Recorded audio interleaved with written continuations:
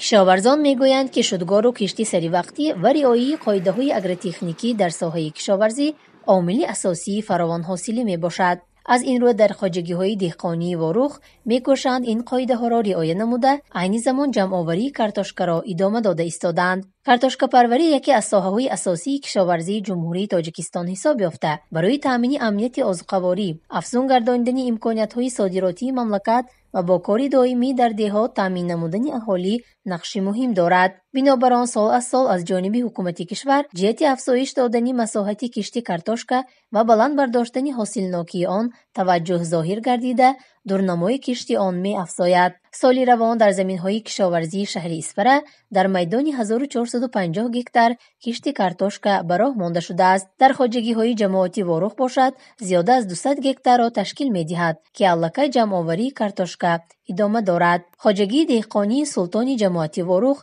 15 نفر سهمدار دارد که حالا به جمع‌آوری کارتوشکا مشغولند. سردار خواجگی میگوید که ما امید داریم از زمین کارتوشکای پرورش کرده خود 350-400 سنتنری حاصل کارتوشکا جمع‌آوری نماییم. من همین زمین ها ما تخم قونچی را از نوحه قونچی اولی بهار آورده من کاشته بودیم. حاضر حاصل قنداری کارتوشکا دوام دارد.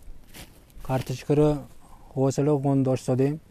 خدا خواه 350 سنر تا 400 سنر حاصل میگیریم. حاضر کارتوشکا را قنداشته شویم. بعد از این گندم میکاریم. بود هوای ما با همین بود هوای نوحه قونچی همین مسئله تخم کارتوشکا مطابق است. در خواجگی ما مکه دون کاشتیم. یونچقه کارده بودیم. سیب هست، نوک هست، زردالو هست.